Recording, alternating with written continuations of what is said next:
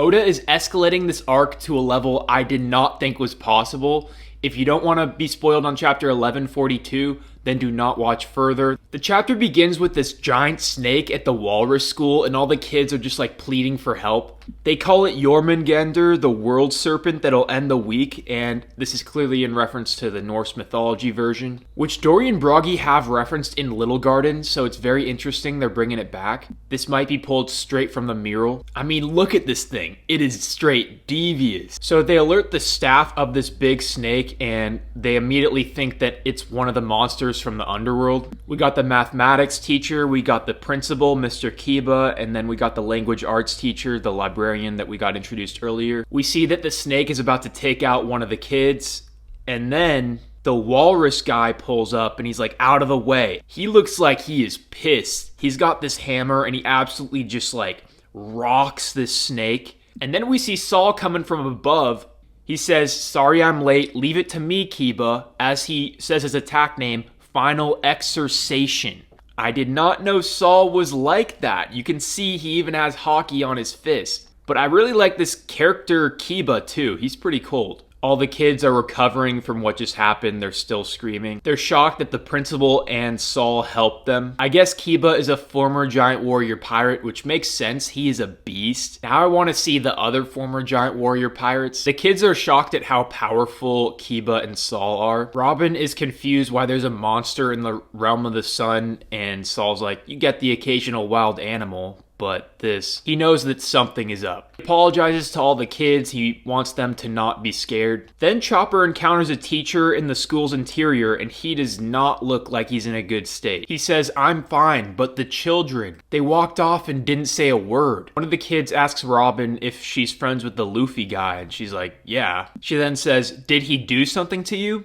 And the kid doesn't answer. But the PE teacher, Mr. Wolf, tells Saul, be careful. The children, don't touch them, which confuses Saul even more. He then finds out that the children are sleepwalking on the beach. So they shout at them to come back, but they're not waking up. Kiba says to sound the horn and the country needs to be alerted. Saul's like, isn't that overkill? But Kiba knows something is up. He's like, something is off, Saul. Look at the forest. As they sound the horn, Saul, Robin, and Chopper look at the forest and see these absolute monstrosities just roaming the forest. Kiba says, no one could call it overkill after seeing this. Then more kids just start passing out, and Robin and Chopper are just like, what's going on? Chopper really just wants to help them, and Saul doesn't want to let him. He says, we've got to stop the other kids and get them to safety. Then we're back to the realm of the dead, you know, the moment we've been waiting for. Loki is saying, did you think keeping one sea stone shackle on would be enough to sap my strength?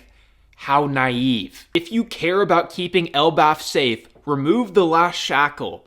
I don't know. But then he says, rest assured, even in my current state, I'm far from helpless. And look at how big Loki is.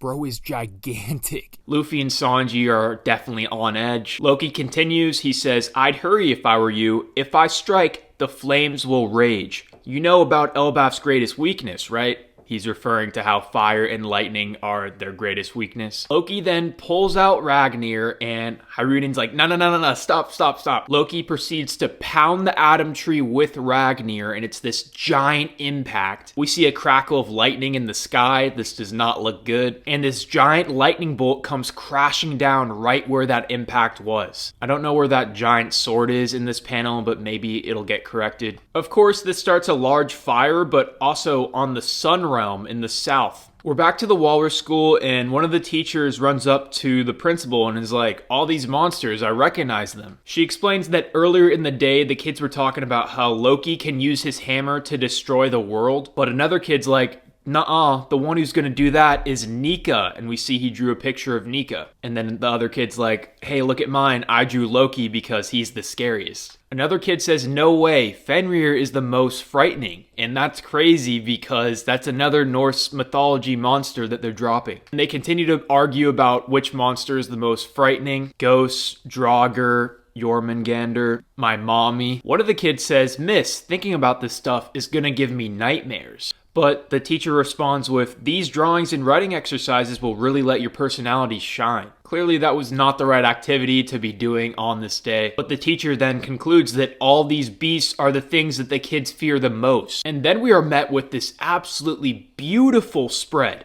This art right here is some of Oda's best work, in my opinion, but the teacher goes on to say this is their nightmare world.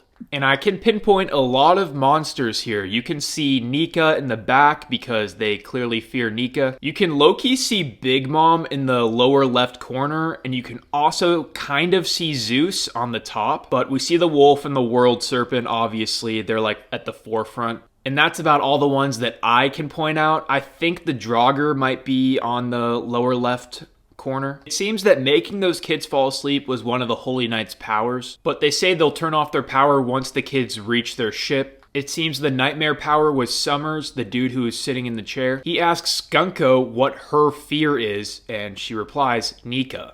And that's how the chapter ends. I really like this chapter because it's setting up Elbaf in a great way. I still think Loki is innocent and he's just taking out his frustration on Elbaf.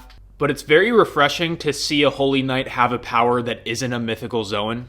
Gunko's power was also a breath of fresh air. Gunko must perceive Nika in a different light, probably the same way the giant kids perceive him. So it really makes you think, what is this nightmare version of Nika, and could it be someone from the world government, like Emu possibly? I really like that theory.